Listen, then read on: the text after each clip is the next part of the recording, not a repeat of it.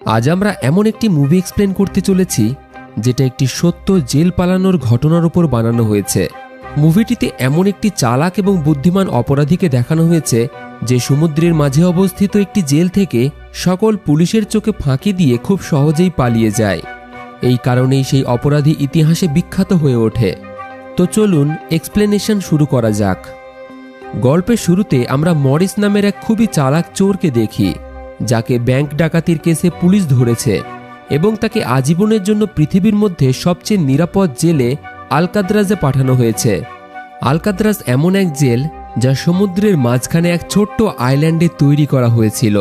মানে যদি কোনো বন্দি জেল ভেঙে বেরিয়েও আসে তবুও সে পালাতে পারবে না, কারণ সামনে তার পথের বাধা হয়েছিল এক অসীম সমুদ্র। এই কারণেই এই জেলকে দুনিয়ার সবচেয়ে সুরক্ষিত জেল বলা হতো। এখানে শুধু বিশ্বের কুখ্যাত অপরাধীদেরকেই রাখা হতো, কিন্তু খুব শিগগিরই এই জেলের বিখ্যাত নাম এবং খ্যাতি মাটিতে মিশে যাবে, কারণ এখন এই জেলে প্রবেশ করেছে ফ্র্যাঙ্ক মরিস, এক চালাক চোর যে আগেও বহুবার জেল ভেঙে পালিয়েছে। তবে এবার মরিস একটু ঘাবড়েই যায়, কারণ এই জেলটা ছিল ভীষণ নিরাপদ। কিন্তু মরিসের কোনোভাবেই এখানে সারা জীবন কাটানোর ইচ্ছা ছিল না। সে যত তাড়াতাড়ি সম্ভব এখান থেকে পালাতে চাইছিল। জেলে ঢোকার সাথে সাথেই মরিস পালানোর পরিকল্পনা করতে শুরু করে। প্রথমে তাকে মাথা থেকে পা পর্যন্ত চেক করে এরপর তার সেলে বন্দি করা হয়। একজন গার্ড এসে তাকে বলে, ওয়েলকাম টু আলকাত্রাজ, এখান থেকে তুমি পালাতে পারবে না। এরপর থেকেই আসল কাহিনী শুরু হয়। কিছুক্ষণ পর হঠাৎ একটি ঘণ্টা বাজার সাথে সাথেই জেলখানার সব সেলের গেট খুলে যায়। অফিসাররা বন্দীদের বাইরে রাখেন। এই জেলের ডিসিপ্লিন ছিল অত্যন্ত কঠোর। বন্দীদের প্রতিদিন জেলখানা পরিষ্কার করার পর প্রত্যেককেই সময় মতো সেলে ফেরার নিয়ম মানতেই হতো এবং সকলকেই একই ধরনের ইউনিফর্ম পরতে হতো। সকলেই একই ধরনের ইউনিফর্ম পরে লাইনে দাঁড়িয়ে ব্রেকফাস্ট খেতে আসে। মরিসের টেবিলে লিটমাস নামের এক বন্দী বসেছিল। মরিস তাকে বলে, আমাকে তো কাঁটা চামচ দেয়নি, এখন আমি নুডলস খাবো কিভাবে? লিটমাস তাকে বলে, আরে এটা তোর বাড়ি নয়, যা পেয়েছিস চুপচাপ খেয়ে নেই, নইলে গার্ডেরা মারধর শুরু করবে। এই সময় উল্প নামের এক কারাগারের খতরনাক কয়েদি মরিসকে বিরক্ত করতে শুরু করে। উল্পের উপর সবাই বিরক্ত ছিল, কারণ সে জেলের ভিতরে নিজের মতো করে দাদাগিরি চালাতো আর তার বিরুদ্ধে ধর্ষণের অসংখ্য মামলা ছিল। এই কারাগারে তাদের মতোই অনেক ভয়ানক কয়েদিদের রাখা হয়েছিল। এখানে লিটমাস মরিসের কাছ থেকে একটু খাবার চায়, কিন্তু মরিস তাকে নিজের প্লেটই দিয়ে দেয়। তখন মরিস টেবিলের নিচে দিয়ে দেখে যে লিটমাস আসলে খাবারটা খাচ্ছে না, বরং সে তার একটি পোষ্য ইঁদুরকে খাওয়াচ্ছে। রাত হয়ে যায়। এক গার্ড মরিসকে নিয়ে যায় ওয়ার্ডেনের কাছে। ওয়ার্ডেন তাকে বলে, আমি জানি তুমি খুবই বুদ্ধিমান আর চালাক, কিন্তু তোমার চালাকি এখানে কাজ করবে না। তোমার মতো আরও অনেক চালাক অপরাধী এখানে এসেছে, কিন্তু কেউই এখান থেকে পালাতে পারেনি। এখানে বন্দীদের জন্য কঠোর নিয়ম আছে। 2 মাসে একবার কয়েদিদের প্রিয়জনেরা তাদের সাথে দেখা করতে পারে, সেটাও যদি আমার মুড ভালো থাকে। এই জেলের ওয়ার্ডেন খুবই কঠোর একজন মানুষ ছিলেন, যিনি সামান্য ভুলেও কঠিন শাস্তি দিতেন। তিনি মরিসকে সরাসরি জানিয়ে দেন এখান থেকে পালানোর চিন্তাও যেন সে না করে, নইলে তার টুকরো টুকরো করে এই সমুদ্রে শার্ক মাছেদের খাইয়ে দেওয়া হবে। মরিস এইসব শুনে শুধু এইটুকুই উত্তর দেয়, না স্যার, আপনি থাকতে কেউ কি পালানোর স্বপ্ন দেখতে পারে? কিন্তু আসলেই প্রথম দিন থেকেই মরিস পালানোর পরিকল্পনা শুরু করে দিয়েছিল। সেই সময় ওয়ার্ডেনের টেবিল থেকে সুযোগ বুঝে সে একটি ছোট্ট নেল কাটার চুরি করে। সেটা ছোট হলেও মরিস জানত আলকাদ্রাজের মতো জেল থেকে পালাতে এটি একদিন বড় কাজে লাগবে। সেলে ফেরার পর সে নেল কাটারটি বাইবেলের মধ্যে লুকিয়ে রাখে। পরের দিন বাথরুমে আবার উল্প নামের ওই কয়েদি তাকে বিরক্ত করে, কিন্তু এবার মরিস তাকে ছাড়েনি। সে উল্পকে ধরে প্রচণ্ড মারধর করে। এরপর থেকেই মরিসকে জেলখানার বাকি সকল কয়েদিরা ভয় পেতে শুরু করে। কিছুদিন পর মরিসকে লাইব্রেরিতে কাজ দেওয়া হয়। সেখানে তার সঙ্গে পরিচয় হয় ইংলিশ নামের এক কয়েদির। ইংলিশ ছিল জেলের সিনিয়র একজন কয়েদি, যাকে 2টি খুনের কারণে আজীবনের সাজা দেওয়া হয়েছিল। সে জেলের প্রত্যেকটি কোণা ভালোভাবেই চিনত। সকালে মরিস আর উল্ফের লড়াইয়ের খবরও তার জানা ছিল। সে মরিসকে আজকের কাজ হিসেবে কিছু বই দেয়, যা তাকে সবার সেলে পৌঁছে দিতে হতো। কাজ শেষে সে জেলখানার খোলা একটি গ্রাউন্ডে যায়, যেখানে মরিসের পরিচয় হয় ডগ নামের এক আর্টিস্টের সঙ্গে। ডগ শান্ত এবং খুবই ভালো একজন মানুষ ছিল। বহু বছর ধরে সে এখানে বন্দী। তার নেশা ছিল ছবি আঁকা। ডগ তাকে বলে, আলকাদ্রাজের মতো জেলে যে কেউ পাগল হয়ে যেতে পারে, কিন্তু আমার ছবি আঁকার নেশাটিই আমাকে এখনো পর্যন্ত ঠিক রেখেছে। মরিস দেখে সে তার নিজের ছবি আঁকছে। সে তাকে জিজ্ঞাসা করে, তুমি ছবিতে ফুল আঁকলে কেন? তোমার শার্টে তো কিছুই নেই। ডগ উত্তর দেয়, এটাই আমার মনের খুশি, যা শুধু ছবিতেই আছে, মনের মধ্যে নেই। এরপর মরিস সেখানেই ইংলিশকে বসে থাকতে দেখে। সে তার কাছে যেতে গেলে প্রথমে ইংলিশের লোকেরা তাকে বাধা দেয়, তবে ইংলিশ ইশারায় তাকে ছেড়ে দিতে বলে। মরিস সরাসরি তার মনের কথা ইংলিশকে জানিয়ে দেয়। এখান থেকে পালাতে সে কি তাকে সাহায্য করবে? ইংলিশ তার কথা শুনে হেসে বলে, এটা শুধু একটা জেল নয়, এটা আমাদের কবর বলতে পারো। এখান থেকে বেরোতে হলে আগে আমাদের মরতে হবে। ধরো তুমি এই বড় বড় দেওয়ালগুলিকে পার করে গেলে এবং গার্ডেদের এড়িয়ে জেল থেকে বেরিয়েও গেলে, কিন্তু শেষে তোমাকে এই বিশাল সমুদ্র থামিয়ে দেবে। জলে রয়েছে হিংস্র শার্ক, তাই সময় নষ্ট আর করো না, নিজের সাজা কাটো, কমসে কম তুমি জীবিত তো থাকবে। কিন্তু মরিস নিজের সিদ্ধান্তে অটল ছিল। যেভাবেই হোক সে এই জেল থেকে পালাবেই। ওই রাতেই এক অফিসার তাকে জানায় যে কাল থেকে তাকে কার্পেন্টিংয়ের কাজ করতে হবে, যেখানে ঘন্টা প্রতি 50 সেন্ট করে টাকা দেওয়া হবে তাকে। মরিস তৎক্ষণাৎ রাজি হয়ে যায়, কারণ সে জানত ওখান থেকে সে এমন কোনো জিনিস পেতে পারে যা তাকে জেল থেকে পালাতে সাহায্য করতে পারে। পরদিন মরিস লিটমাসকে জিজ্ঞাসা করে, এখান থেকে পালানোর কোনো কি উপায় আছে? লিটমাস হেসে বলে, প্রতিটি সেলে একটা করে এয়ার ভেন্ট আছে, সেখান দিয়ে ছাদ পর্যন্ত পৌঁছানো সম্ভব। তখনই ডগ মরিসকে বলে, উলফ তার দিকেই আসছে। উলফ ছুরি দিয়ে মরিসের উপর আক্রমণ করে।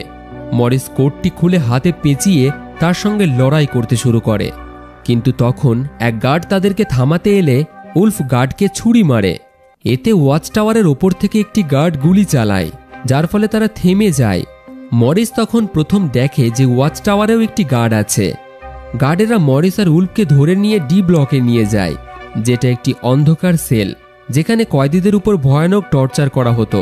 সেই ডি ব্লকে কোনো কয়েদিরাই যেতে চাইতো না। যাওয়ার আগে উলফ তাকে ধমকি দিয়ে বলে যে তার হাতেই তাকে মরতে হবে। সেই রাতেই মরিসের উপর খুবই টর্চার করা হয় এবং 2 সপ্তাহ সেই সেলে বন্দি রাখার পর মরিসকে সাধারণ সেলে আনা হয়। ফিরে এসে সে লিটমাসের পোষা ইঁদুর দিয়ে পাঠানো একটি নোট পায়, যাতে লেখা ছিল, ওয়েলকাম ব্যাক মরিস। কিছুদিন পর তার সেলের পাশেই চার্লি নামের এক নতুন কয়েদি আসে। দুইজনের মধ্যে ভালো বন্ধুত্ব হয়ে যায়। মরিস তার সাথে তার বাকি বন্ধুদের পরিচয় করিয়ে দেয়। এদিকে একদিন ওয়ার্ডেন হঠাৎ প্রতিটি সেল পরীক্ষা শুরু করে দেয়। তিনি ডগের সেলে গিয়ে তার আঁকা ছবিগুলিকে দেখে, যেগুলির মধ্যে তার নিজের ছবিও ছিল। ওয়ার্ডেন সেটি দেখে খুবই খুশি হলেও পরের দিন সব ছবি তার সেল থেকে ফেলে দেওয়ার আদেশ দেয় এবং এই পদক্ষেপে ডগ ভিতর ভিতর অনেকটাই ভেঙে পড়ে, কারণ এটাই তার একমাত্র বেঁচে থাকার কারণ ছিল। মরিস তাকে বোঝানোর চেষ্টা করে সেগুলো শুধুমাত্র তার পেইন্টিংই ছিল, সে আরও পেইন্টিং বানাতে পারবে, এতে মন খারাপ করার কিছুই নেই। কিন্তু ডগের মন পুরোপুরি ভেঙে গেছিল। পরের দিন কার্পেন্টিংয়ের কাজে যাওয়ার আগে মরিস একটি গার্ডকে ডগের উপর নজর রাখতে বলে, যাতে সে নিজের কোনো ক্ষতি না করে দেয়। তবে গার্ড তার নিজের কাজ করতে বলে এবং এই কথায় খুব একটা গুরুত্ব দেয় না, যার ফলে কাজের সময় ডগ মরিসের পকেটে কিছু গোপন জিনিস ঢুকিয়ে দিয়ে তারপর হঠাৎই এক কুড়াল দিয়ে নিজের 3টি আঙুল কেটে ফেলে এবং চিৎকার করে বলে, যে আঙুলে আমি ছবি আঁকতে পারবো না সেগুলোর কোনো দরকারই নেই। গার্ডেরা তাকে সেখান থেকে নিয়ে যায়। মরিস লক্ষ্য করে যে ডগ তার কোটের পকেটে সেই ফুলটি ঢুকিয়ে দিয়েছে, যেটা সে ছবিতে এঁকেছিল। হয়তো সে বলতে চাইছিল তার আনন্দ, তার খুশি সবকিছুই কেড়ে নেওয়া হয়েছে। মরিস খুবই রেগে আঙুলগুলিকে একটি বাক্সের মধ্যে ঢুকিয়ে গার্ডকে দিয়ে বলে, এটা ওয়ার্ডেনকে দিয়ে দাও, সে ডগের অবস্থা দেখে হয়তো খুশি হবে। পরদিন মরিস তার সেলে বসেছিল। সে দেখে একটি তেলাপোকা এয়ার ভেন্টে ঢুকছে। সে আইডিয়া করতে পারে হয়তো এখান থেকে বেরোনোর এটা একটি রাস্তা হতে পারে। তখন ইংলিশ এসে তাকে জানায় ডগ মারা গেছে। সে আসলে নিজের আঙুলগুলো কেটেছিল এই কারণেই, কারণ তার ছবি আঁকার অনুমতি কেড়ে নেওয়া হয়েছিল। এটা শুনে মরিস খুবই রেগে যায়। পরের দিন ডাইনিং হলে ওয়ার্ডেন মরিসকে জিজ্ঞাসা করে সে ডগকে কেন এত সাপোর্ট করছে। মরিস তার কথা এড়িয়ে যায়, কোনো রকম উত্তর দেয় না। সেখানেই তার পরিচয় হয় 2 ভাইয়ের সাথে, জন ও ক্ল্যারেন্স। আসলে আগে তারা মরিসের গ্যাংয়েই ছিল এবং এর আগে অন্য একটি জেলে বন্দী ছিল। এখন তারা 3 জনেই একসাথে পালানোর প্ল্যান করতে শুরু করে। অন্যদিকে চার্লির স্ত্রী তার সাথে দেখা করতে আসে। এবং তাকে জানায় তার মা মারাত্মক অসুস্থ আর কিছু মাসই জীবিত থাকবেন। এটা শুনে সে খুবই দুঃখিত ছিল, তাই চার্লিও এখান থেকে বেরোতে চায়। সে মরিসকে জানায় যদি সে এখান থেকে পালানোর কোনো পরিকল্পনা করে তাহলে তাকেও যেন তার টিমে যুক্ত করে নেয়। পরদিন ডাইনিং টেবিলে মরিস, জন, ক্ল্যারেন্স এবং চার্লি এখান থেকে পালানোর মিটিং করতে শুরু করে। মরিস জানায় প্রতিটি সেলের এয়ারভেন্ট উপরে ছাদ পর্যন্ত পৌঁছায়, আর যেহেতু জেলখানাটি সমুদ্রের নোনা জলের মাঝে অবস্থিত, যার কারণে দেওয়ালগুলি অনেকটাই কমজোর হয়ে গেছে। তার কাছে জেলারের ওই নেল কাটারটি আছে, সেটি দিয়ে আস্তে আস্তে সে দেওয়ালে খোদাই করা শুরু করে দিয়েছে। এইভাবেই একটি ছোট্ট টানেল বানিয়ে যদি সে কোনোভাবে ছাদ পর্যন্ত পৌঁছে যায় তাহলে এখান থেকে পালানোর একটি প্ল্যান বানিয়ে ফেলতে পারবে। জন জিজ্ঞাসা করে, রাতে যদি গার্ডেরা দেখে তুমি সেলে নেই তখন? ক্ল্যারেন্স জানায় এই জেলখানায় তার পরিচিত একটি নাপিত আছে যে কিনা সবার চুল কেটে থাকে। তার কাছ থেকে নকল চুল নিয়ে তারা একটি ডামি বানাবে, যেটাকে খাটে শুইয়ে রাখলে গার্ডেরা ভাববে তারা ঘুমাচ্ছে। কিন্তু একটি সমস্যা থেকেই যায়, সমুদ্র কিভাবে পার হবে? মরিস বলে, জন তুমি তো ক্লোজিং ডিপার্টমেন্টে কাজ করো, সেখানে অফিসারদের জন্য রেইনকোট থাকে, সেগুলো চুরি করে আনো। আমরা ওগুলো দিয়ে রাবারের নৌকা আর লাইফ জ্যাকেট বানাবো, তা দিয়েই সমুদ্র পার হবে। চার্লি বলে, আমাকেও একটা কাজ দাও। মরিস তাকে বলে, যখন আমি ভেন্টিলেশনের দেওয়াল ভাঙার কাজ শুরু করব তখন তুমি পাহারা দেবে, যাতে কেউ দেখে না ফেলে। মরিসের পরিকল্পনা সবার বেশ ভালোই লাগে। সেই রাত থেকেই তারা কাজ শুরু করে দেয়। কিন্তু নেলকাটারটি ছোট হওয়ার কারণে মরিসকে খুবই কষ্ট করতে হয় গর্ত খুঁড়তে, হাতেও আঘাত লাগে তার। তবে ধীরে ধীরে গর্ত বড় হতে থাকে। পরের দিন খাবারের টেবিলে সে তার বন্ধুদের বলে যে তার গর্ত করার জন্য বড় কিছুর প্রয়োজন, নেল কাটার দিয়ে দেওয়াল খোঁড়াটা খুবই কঠিন হয়ে যাচ্ছে। তখন মরিস তার হাতে থাকা চামচটার দিকে তাকিয়ে একটি আইডিয়া পায়। সে ইচ্ছা করে চামচটা তার জুতোয় ঘষে ময়লা করে ফেলে। তারপর মরিস গার্ডেদের ডেকে বলে, এই চামচটা ময়লা হয়ে গেছে, আমাকে অন্য একটা চামচ দাও। অন্যরাও তখন গার্ডেদের কাছে তাদের চামচ বদলাতে চায়। গার্ডের এতে কোনো সন্দেহ হয় না এবং সে সঙ্গে সঙ্গেই চামচ বদলাতে অনুমতি দিয়ে দেয়। এরপর মরিস সরাসরি টেবিলের দিকে এগোয়, যেখানে আরেকজন সিকিউরিটি গার্ড বসেছিল। জন সেখানে উপস্থিত গার্ডকে কথায় ব্যস্ত রাখে। এই সুযোগে মরিস দুটি চামচ তুলে নেয় এবং একটি লুকিয়ে তার পকেটে রেখে দেয়। এরপর সে সরাসরি তার সেলে ফিরে আসে। রাতে ইংলিশ যখন তাকে বই দিতে আসে তখন মরিস তাকে জিজ্ঞাসা করে, এখানে কি ওয়েল্ডিং করার কোনো সরঞ্জাম পাওয়া যাবে? ইংলিশ বুঝে যায় যে মরিসের মাথায় এখনও জেল থেকে পালানোর ভূত চেপে আছে। সে বলে, আমি তোমাকে আগেও বলেছি তোমার চেষ্টা বৃথা যাবে, তুমি ধরা পড়বে, এমনকি হয়তো তোমার জীবনও শেষ হয়ে যেতে পারে। এত বছরেও আমার কখনো পালানোর চিন্তা আসেনি, কারণ আমি জানি এটা অসম্ভব। কিন্তু তুমি খুবই জেদি, তাই এতে আমার কিছু করার নেই। চেষ্টা করো, হয়তো মৃত্যু পর্যন্ত পৌঁছে যাবে। তবে মরিস তার কথায় কান দেয় না। পরের দিন মরিস লিটমাসের কাছে দেশলাই চায় এবং বলে, তুমি যদি আমাকে সাহায্য করো তবে আমি প্রতিদিন আমার খাবারের অংশটা তোমার ইঁদুরকে দেব। লিটমাস এতে খুশি হয়ে রাজি হয়ে যায়, কারণ সে তার পোষ্য ইঁদুরটিকে খুবই ভালোবাসত। সেই রাতেই লিটমাস মরিসকে দেশলাই দিয়ে দেয়। এরপর মরিস নেল কাটারের একটি হ্যান্ডেল খুলে ফেলে, যাতে এটি ছোট্ট একটি ধারালো অস্ত্র বানাতে পারে। এরপর সে চামচ ভেঙে নেল কাটারের হ্যান্ডেলের সঙ্গে যুক্ত করে দেশলাই জ্বালিয়ে সেই দুটিকে ওয়েল্ডিং করে একটি ধারালো অস্ত্র বানিয়ে ফেলে। ব্যাস, এরপর থেকেই সে ভেন্টের চারিপাশে ভালোভাবে খোদাই শুরু করে। চার্লি পাহারা দেয়, যদি কোনো গার্ড এই দিকেই আসে সে সঙ্গে সঙ্গে সিটি বাজিয়ে মরিসকে ইশারায় জানিয়ে দেয় এবং এইভাবেই একে অপরের পাহারা দিতে দিতে তারা প্রত্যেকেই তাদের ভেন্ট খোদাই করতে শুরু করে।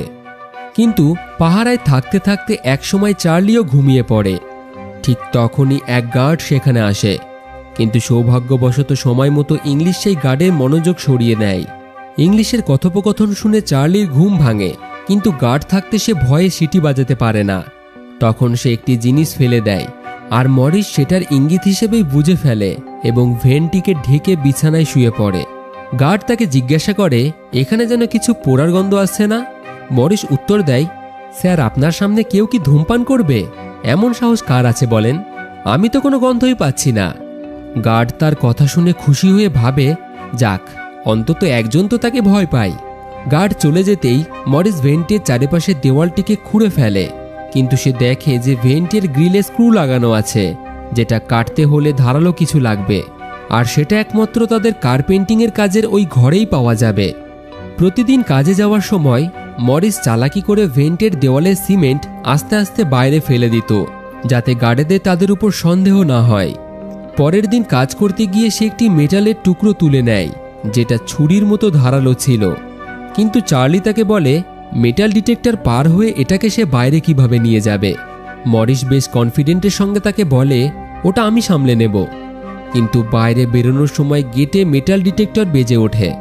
আসলে সে মেটালের টুকরোটা হাতে নিয়ে এসেছিল। গার্ড জিজ্ঞাসা করে এটা কেন নিয়ে যাচ্ছ? মরিস বলে স্যার, আমি ভেবেছিলাম এটা কাপড় ঝোলানোর কাজে লাগবে। গার্ড রেগে বলে বেশি চালাকি করার দরকার নেই, এটা আমাকে দাও।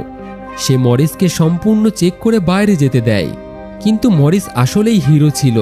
সে দুটি ধাতবের টুকরো চুরি করেছিল, একটি হাতে এনেছিল আর একটা জুতোর ভিতরে লুকিয়ে রেখেছিল। সেই ধারালো ধাতব টুকরো দিয়ে সে গ্রিল কেটে ফেলে। এখন তাদের দরকার ছিল গার্ডেদের বোকা বানানোর জন্য একটি নকল ডামি বানানোর জন্য তাদের কালারের প্রয়োজন ছিল। তাই চার্লি গার্ডেদের কাছে কিছু রং চেয়ে নেয়। সে বলে তার নাকি ছবি আঁকতে বেশ ভালোই লাগে। গার্ডেরাও কিছু না ভেবে রাজি হয়ে যায় এবং তাকে রং দিয়ে দেয়। মরিস কিছুদিন থেকেই কংক্রিটের গুঁড়োগুলি জড়ো করে রেখেছিল এবং সেগুলি দিয়ে পাউডার বানায়। এদিকে জন নাপিতের থেকে চুল জোগাড় করে এবং ক্ল্যারেন্স লাইব্রেরি থেকে পুরনো বই সংগ্রহ করে আনে। এই সব কিছু জোগাড় হয়ে গেলে মরিস জল আর পুরনো বইগুলি ব্যবহার করে একটি নকল ডামি মাথা বানায়।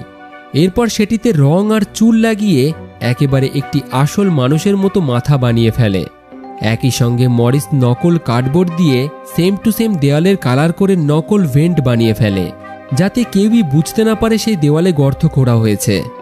এক রাতে মরিস একাই ডামি মাথাটা বিছানায় রেখে গলা পর্যন্ত কম্বলে ঢেকে দেয়। তারপর নকল কার্ডবোর্ড সরিয়ে সুড়ঙ্গ দিয়ে বেরিয়ে আসে।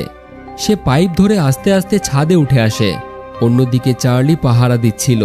ছাদে পৌঁছে মরিস দেখে যে উপরে একটা লোহার গ্রিল আছে, তবে লাফ দিয়েও সেটিকে সে ধরতে পারে না। ঠিক তখনই এক গার্ড এসে চার্লিকে জিজ্ঞাসা করে এত রাতে তুমি আঁকাআঁকি কেন করছো, আর তোমার বন্ধু মরিস আজ এত তাড়াতাড়ি কেন শুয়ে পড়েছে? চার্লি বলে স্যার, আজ মরিস কার্পেন্টিংয়ের কাজ করতে করতে ক্লান্ত হয়ে পড়েছিল, তাই হয়তো সে তাড়াতাড়ি ঘুমিয়ে পড়েছে। হঠাৎ গার্ডের হাত থেকে লাঠিটি পড়ে যায়। সেটা তুলতে গিয়ে সে দেখে মরিসের চুল খুবই অদ্ভুত লাগছে। চার্লি তো ভয়ে কাঁপতে শুরু করে দেয়, হয়তো এবার তারা ধরা পড়বে। গার্ড মরিসের সেলে গিয়ে তার চুল ছুঁয়ে দেখে। তখন মরিস বলে কি হলো স্যার, আমার চুল এত সুন্দর নাকি? সৌভাগ্যক্রমে ঠিক সময়ে মরিস নিচে এসে শুয়ে পড়েছিল। তো যাই হোক, পরের দিন মরিস তার বন্ধুদের বলে ছাদে একটা রাস্তা আছে, কিন্তু সেটি লোহার গ্রিল দিয়ে আটকানো, আর সেটা অনেক উঁচুতে। এই কারণেই গ্রিল পর্যন্ত পৌঁছাতে আরেকজনকে লাগবে। তখন জন বলে আমি আমার ভেন্ট প্রায় পুরোপুরি খুঁড়ে ফেলেছি, আজ রাতে আমিও সেখানে পৌঁছে যাব। রাতে মরিস আর জন ছাদে উঠে গ্রিলটিকে খোলার চেষ্টা করে। জন দেখে গ্রিলটা খুবই শক্ত আর মজবুত, একে খুলতে হলে কেবল ড্রিল মেশিন দিয়েই সম্ভব। পরের দিন মিউজিক ক্লাসে সবাই ব্যস্ত থাকলে মরিসের চোখ পড়ে একটা ছোট্ট ফ্যানের দিকে। ওটা দেখে তার মনে হয় এটাকে কাজে লাগিয়েই তারা ড্রিল বানাতে পারবে। সে ইশারায় চার্লিকে বলে যেভাবেই হোক ফ্যানটিকে লুকিয়ে এখান থেকে নিয়ে যেতে হবে। চার্লি গার্ডেদের চোখের আড়ালে তার ইনস্ট্রুমেন্টের বক্সে ফ্যানটিকে লুকিয়ে ফেলে। গার্ডেরা বক্সটিকে খুব ভালোভাবে চেক করে না, চার্লিকে যেতে দেয়। ফ্যানটা মরিসের হাতে আসতেই সে কাজ শুরু করে দেয়। কয়েক ঘন্টা কাজের পর মরিস ফ্যান থেকে ড্রিল মেশিন বানিয়ে ফেলে। সেই রাতেই মরিস আর চার্লি ছাদে উঠে লোহার রড কাটতে শুরু করে দেয়। ড্রিলের শব্দ খুব জোরে হচ্ছিল। শব্দ শুনে একটি গার্ড উপরের দিকে উঠতে শুরু করে, কিন্তু ততক্ষণে মরিস একটি রড কেটে ফেলে এবং ড্রিল বন্ধ করে দেয়। শব্দ থেমে গেলে ওই গার্ড আর গুরুত্ব না দিয়েই নিচে নেমে আসে। এখন তাদের পালানোর সব রাস্তা তৈরি হয়ে গেছে। এরপর তারা ঠিক করে মঙ্গলবার রাতে তারা এই পৃথিবীর সবথেকে সুরক্ষিত জেল আলকাতরাজ থেকে পালাবে, যে জেলখানা থেকে আগে কেউ কোনোদিন পালাতে পারেনি। পরের দিন আবার তাদের মিটিং হয় সিনেমা হলে। যখন সবাই সিনেমা দেখছিল, সিনেমার শব্দের আড়ালে মরিস জন আর ক্ল্যারেন্সকে জিজ্ঞাসা করে তোমাদের ভেন্ট কি তৈরি হয়ে গেছে? তারা বলে হ্যাঁ। আর সেই রেনকোটগুলোর কি হলো, যেগুলো দিয়ে আমরা টিউব বোট আর লাইফ জ্যাকেট বানাবো? তারা বলে সবই তৈরি আছে, আমাদের প্রত্যেকের ডামি মাথাগুলিও একেবারে তৈরি, এখন শুধু পালানো বাকি। পরের দিন সকালে ব্রেকফাস্টে মরিস ডগের দেওয়া সেই ফুলটিকে টেবিলে রাখে। ওয়ার্ডেন সেটা দেখে রেগে গিয়ে ফুলটা মুড়িয়ে ফেলে দেয়। এটা দেখে লিটমাস খুবই রেগে যায়, কারণ ফুলটা ছিল তাদের বন্ধুর ডগের সব থেকে প্রিয়, আর ডগ মারা গিয়েছিল। লিটমাস রাগে ওয়ার্ডেনকে আক্রমণ করতে যায়। এমনিতেই সেই ডগকে মানসিক অত্যাচার করে মেরে ফেলেছে, তার ওপর তার প্রিয় ফুলটিকেও এভাবে মুড়িয়ে ফেলে দিচ্ছে। কিন্তু ওয়ার্ডেনের উপর আক্রমণ করতে গিয়েই তার হঠাৎ হার্ট অ্যাটাক হয়ে যায়। মরিসের ওয়ার্ডেনের উপর খুবই রাগ হয়, তবে সে কিছুই বলতে পারে না, যার ফলে তারা চারজনেই সেই রাতেই পালানোর সিদ্ধান্ত নেয়। মরিস মাঝরাতের অপেক্ষায় থাকে, তখন পাহারা কিছুটা কম থাকে। রাতে ইংলিশ যখন বই দেওয়ার জন্য তার সেলে আসে, মরিস তার সাথে হাত মিলিয়ে বলে, এটাই আমাদের শেষ দেখা। ইংলিশ বুঝতে পারে এখান থেকে পালানোর সে খুব ভালো একটা পরিকল্পনা হয়তো বানিয়ে ফেলেছে। হঠাৎই সেই রাতেই ওয়ার্ডেন তার সেল চেক করতে আসে। হয়তো ওয়ার্ডেন জেনে গেছে তারা এখান থেকে পালানোর প্ল্যান করছে। সে ভয় পেয়ে যায়। ওয়ার্ডেন প্রতিটি কোণ খুঁজে দেখে, কিন্তু মরিস কোনো সাধারণ কয়েদি ছিল না।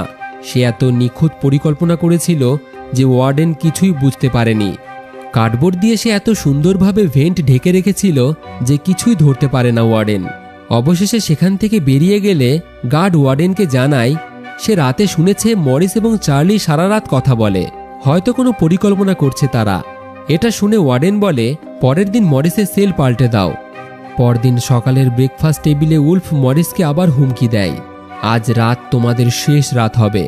মরিস হেসে বলে, এই গাধা ঠিকই বলেছে, আজ রাত আমাদের শেষ রাতেই হবে।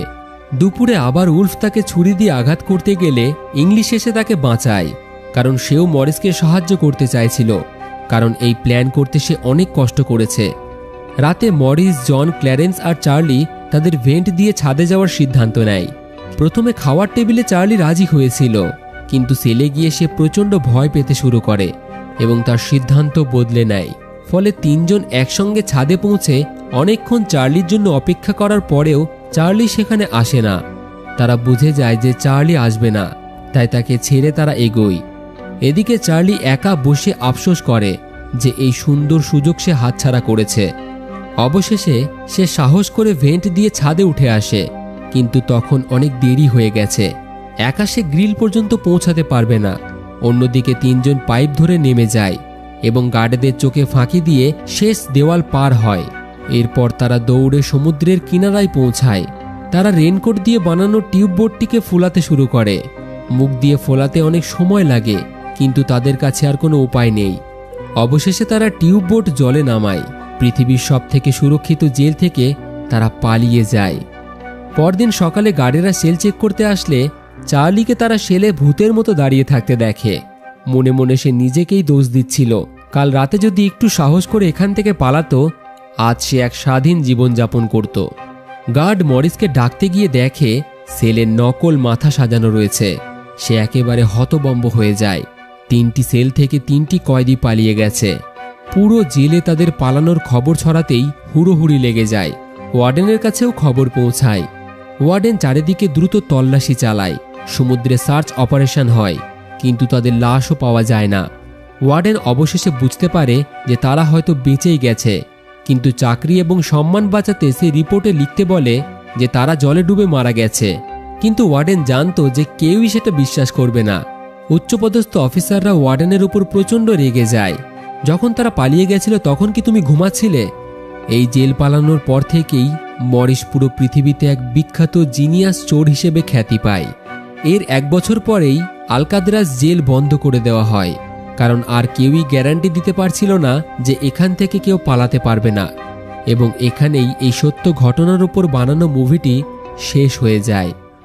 তো বন্ধুরা, আজকের এই কাহিনী এবং মরিসের জেল পালানোর গল্পটি আপনাদের কেমন লাগলো অবশ্যই কমেন্টে আপনাদের মতামত জানাবেন।